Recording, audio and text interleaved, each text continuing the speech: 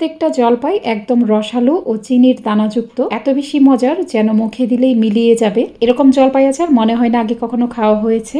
আচার বানানোর জন্য পরিপক্ক বাত্তি ও কাঁচা জলপাই নিয়েছি 1 কেজি পরিমাণ। ভালোভাবে ধুয়ে নেওয়ার পর জলপাইগুলোকে এরকম চারপাশে কুচি কুচি করে কেটে নিয়েছি। অনেকেই প্রশ্ন করেন এই জলপাই কিভাবে কেটেছি। চলুন আপনাদের সাথে আজকে এই জলপাই কাটার ভিডিও শেয়ার করি।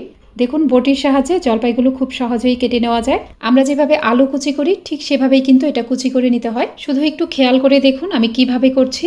জলপাইটাকে আমি ঘুরিয়ে ঘুরিয়ে 3 ভাগে কেটে নিয়েছি। এর থেকে বড় জলপাই হলে 4 ভাগে কাটবেন। আর একটু ভেতর পর্যন্ত গভীর করে কাটবেন, তাহলে আচারের মশলা জলপাইয়ের ভেতর পর্যন্ত প্রবেশ করবে। এখন আচার বানানোর জন্য একটা মশলা তৈরি করব। প্যানে কিছু শুকনা মরিচ ও 3 টেবিল চামচ 5 ফোড়ন নিয়ে নিলাম। চুলার কম আঁচে এই মশলাগুলোকে টেলে নিতে হবে। যখন মশলা থেকে খুব সুন্দর একটা সুঘ্রাণ পাওয়া যাবে আর মশলার কালার অনেকটা চেঞ্জ হয়ে যাবে, তখন চুলা বন্ধ করে দিবেন। এই মশলাগুলো নামিয়ে ঠান্ডা করে ব্লেন্ডারে অথবা শিলপাটায় আধা ভাঙা করে নেবেন। প্যানে 1.25 কাপ পরিমাণ সরিষার তেল দিয়ে দিলাম। তেল গরম হয়ে গেলে 1/2 চা চামচ 5 ফোড়ন ও 4টা শুকনো মরিচ কুচি করে কেটে দিয়ে দিলাম। এই 5 ফোড়ন ও শুকনো মরিচ একটু ভেজে নেওয়ার পরে ভর্তি করে 1 টেবিল চামচ দিয়ে দিলাম রসুন বাটা ও ভর্তি করে 1 টেবিল চামচ দিলাম আদা বাটা। এই আদা ও রসুন বাটাটাকে একটু ভেজে নিতে হবে। আদা রসুন বাটা একটু ভেজে নেওয়ার পর দিয়ে দিলাম 1 চা চামচ মরিচের গুঁড়া। মরিচের গুঁড়া দিয়ে চুলার কম আঁচে একটু ভাজবো। খেয়াল রাখবেন মরিচের গুঁড়াটা যেন পুড়ে না যায়। মরিচের গুঁড়া দিয়ে একটু ভেজে নেওয়ার পরে দিয়ে দিলাম 2 কাপ পরিমাণ চিনি। এই চিনিটাকে তেলের সাথে একটু ভেজে নিব।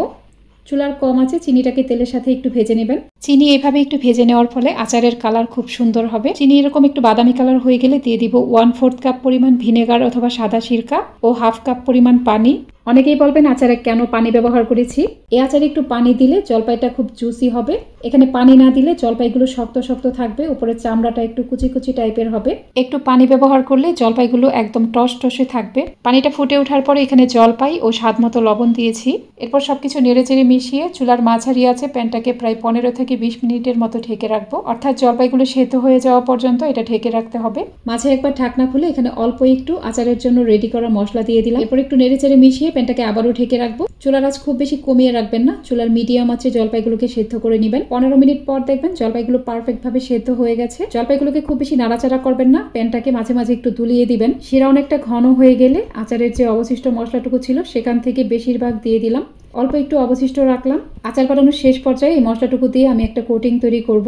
এই আচার বানাতে জলপাইগুলো আস্তে আস্তে রাখতে হবে। চেষ্টা করবেন একটু বড় ছড়ানো পাত্রে আচারটা তৈরি করতে, তাহলে জলপাইগুলো ভেঙে যাওয়ার চান্স থাকবে না। আর এই আচার বানাতে একটু পরিপক্ক বাত্তি জলপাই নেবেন, তাহলে জলপাইগুলো খুব সহজেই ভেঙে যাবে না। জলপাইগুলো যেহেতু পারফেক্ট ভাবে সেদ্ধ হয়ে গেছে, আর আমি এই আচারে কোনো শিরা রাখবো না। হালকা একটু শিরা থাকলেও আচার পুরোপুরি ঠান্ডা হয়ে যাওয়ার পর পুরোটা শিরাই টেনে নেবে। চুলার মাঝারি আছে জাল করে করে শিরাটা শুকিয়ে নিতে হবে। কিছুক্ষণ পর দেখুন শিরাটা প্রায় শুকিয়ে গেছে। আচারে শুধু তেলটাই অবশিষ্ট আছে আর হালকা একটু শিরা আছে। ঠান্ডা হয়ে যাওয়ার পর এই শিরা এমনিতেই টেনে যাবে। এখন চুলা বন্ধ করে দিব এবং আচার পুরোপুরি ঠান্ডা হয়ে যাওয়ার পর এখান থেকে জলপাইগুলো আলাদা করে নিব। আচার থেকে সবগুলো জলপাই উঠিয়ে নিয়েছি। এখন একটা বাটিতে নিয়ে নিলাম 1/3 কাপ পরিমাণ চিনি, অবশিষ্ট আচারের মশলা ও স্বাদমতো লবণ। এরপর এটা ভালোভাবে মিশিয়ে এখানে প্রত্যেকটা জলপাই দিয়ে দিব।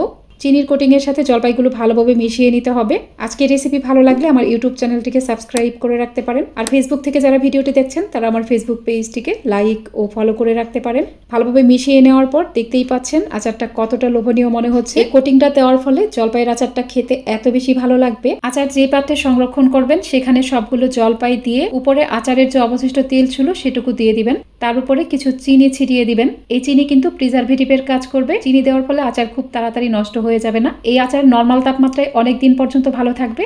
নরমাল তাপমাত্রায় রাখলে আচারটাকে মাঝে মাঝে একটু রোদে দিতে হবে। রসে টইটুম্বুর এই আচারটি খেতে যে এত মজার আমি আপনাদের বলে বোঝাতে পারবো না।